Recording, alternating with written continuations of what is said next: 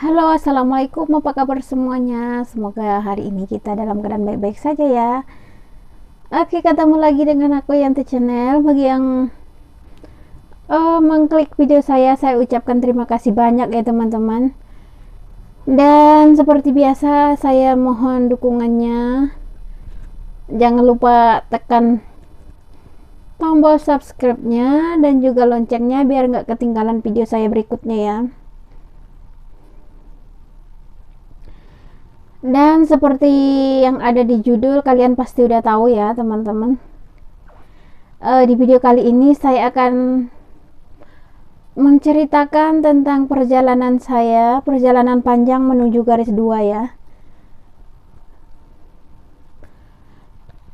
Saya berharap video saya ini bisa menjadi penyemangat bagi bunda-bunda yang masih menantikan garis 2. Saya doakan semoga doanya cepat terkabul ya teman-teman.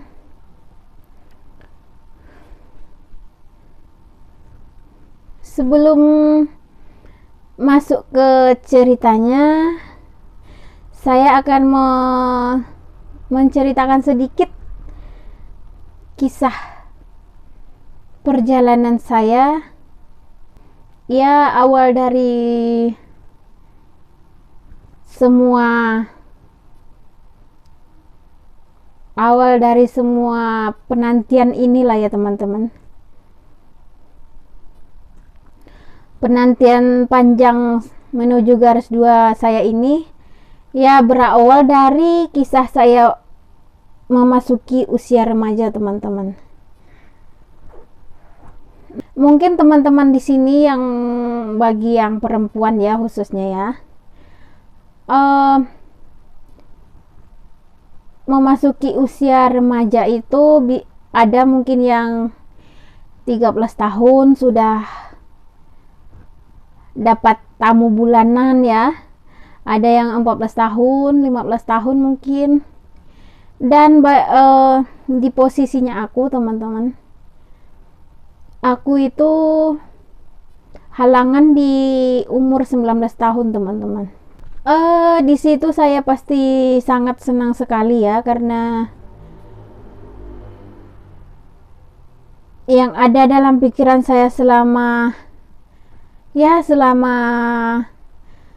remaja itu nggak pernah datang bulan. Teman-teman yang seumuran saya sudah dapat, sementara saya belum. Jadi saya berpikir, kenapa Tuhan itu nggak adil sama saya gitu ya teman-teman.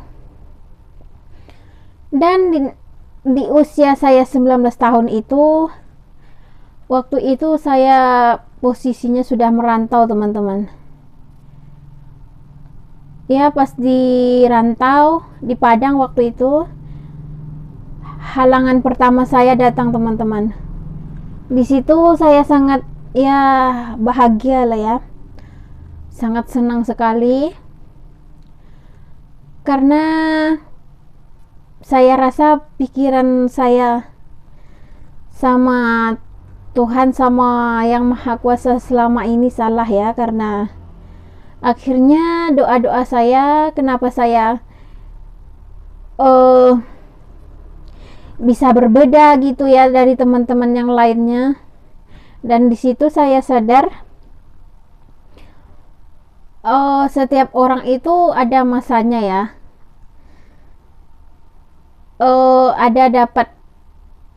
maksudnya pasti ada masanya lah teman-teman. Ya, di situ saya sangat senang sekali. Dan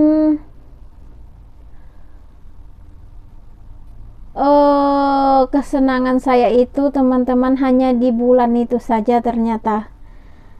Dan di bulan seterusnya saya berharap itu akan berlanjut ya. Setelah haid pertama saya teman-teman, saya berharap itu akan berlanjut gitu teman-teman. Dan ternyata saya salah ya.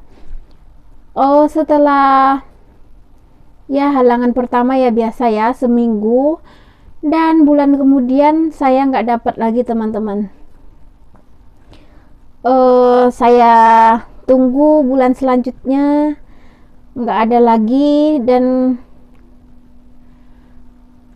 bulan selanjutnya, bulan seterusnya nggak pernah dapat lagi teman-teman. Dan di situ saya berpikir, kenapa saya bisa seperti ini kayak gitu teman-teman.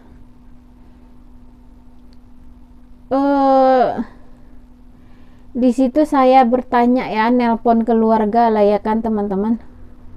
Saya menanya ke orang tua saya, dan orang tua saya bilang itu biasa ya teman-teman, karena keturunan saya dari ayah, maksudnya dari adik ayah saya yang perempuan ada yang kayak gitu teman-teman. Jadi kata mamaku, oh itu faktor keturunan tuh katanya. Jadi di situ saya agak mulai tenang ya teman-teman, karena ya saya rasa walaupun nggak halangan, tapi amei saya itu atau tante saya itu punya banyak anak teman-teman.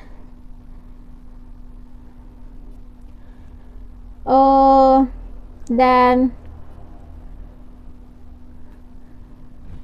kalau masalah pacaran ya saya masih agak kurang percaya diri ya teman-teman. Yang ke jenjang serius tuh saya nggak berani, karena saya takut memikirkan serius tentang pacaran sementara nanti ujung-ujungnya ditinggalkan gitu teman-teman, dalam pikiran saya. Jadi saya pacaran pun nggak berani yang ke serius gitu teman-teman. Di umur saya yang 20 tahun kalau nggak salah teman-teman, saya pulang dari Padang kan, terus nggak balik lagi ke Padang teman-teman. Ya saya melanjutkan merantau ke Bukit Tinggi kurang lebih 8 bulan teman-teman. Ya berawal dari situ saya ketemulah sama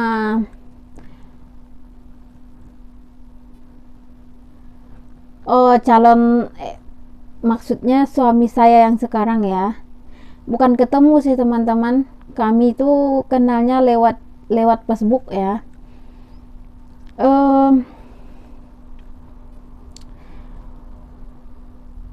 7 bulan menjalani pacaran sama suami saya ini,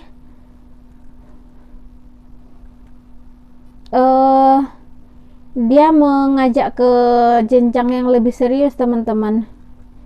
Jadi saya berpikir, bagaimana nanti kalau dia tahu aku nggak akan pernah bisa punya anak. Bagaimana nanti kalau aku jujur sama dia, pasti dia nggak akan bakalan menerima aku apa adanya gitu teman-teman, dalam pikiran aku ya.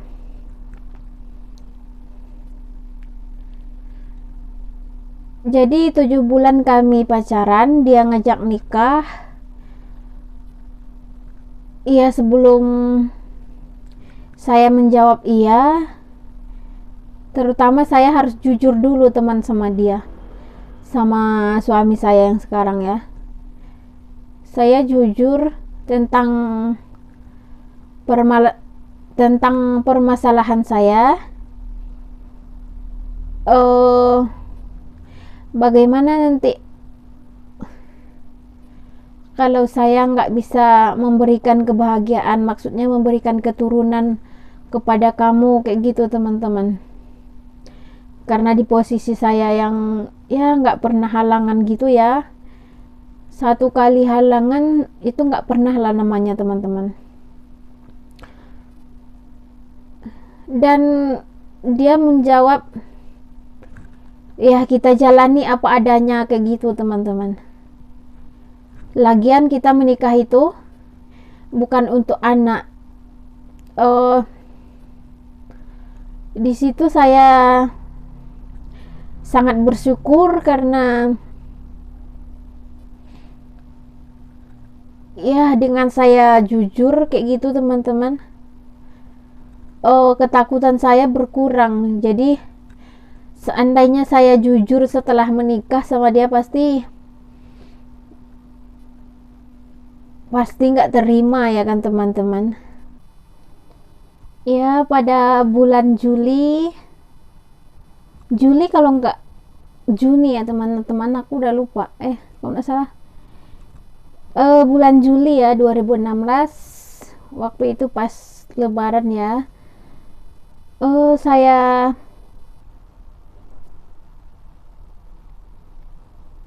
Saya menjawab ya sama dia ya. Dan aku pulang dari bukit pas lebaran, dan seminggu setelah lebaran kami ya melanjutkan pernikahan ya teman-teman. Ya kami menikah bulan Juli, tanggal 21 Juli 2016 ya. Dan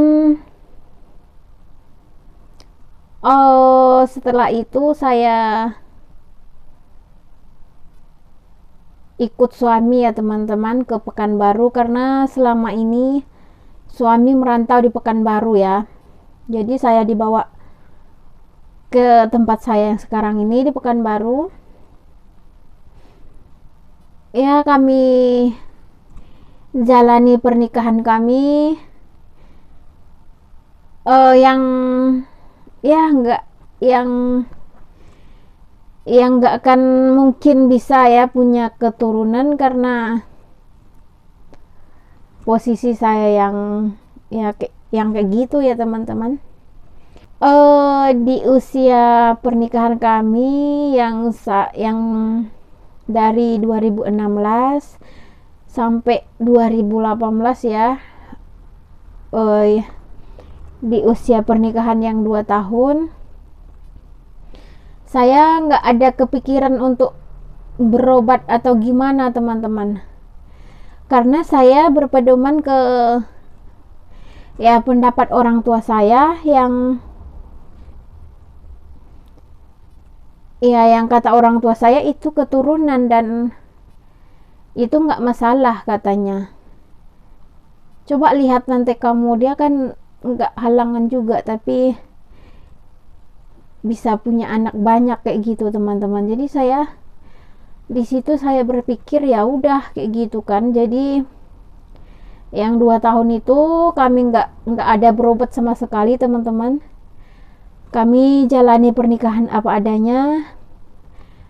Dan di situ saya juga belum kerja waktu itu ya. Dan ya kalau pernikahan 2 tahun pulang kampung ya masih biasa ya teman-teman.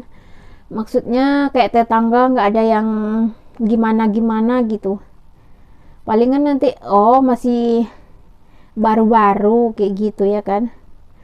Tapi di perjalanan pernikahan kami yang 3 tahun,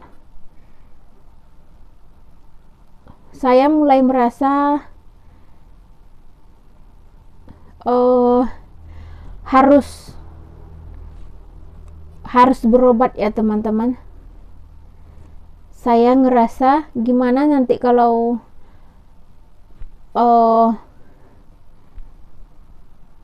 bukan masalah faktor keturunan yang saya alami gitu teman-teman. Gimana nanti kalau saya emang nggak bisa punya keturunan selamanya kayak gitu ya.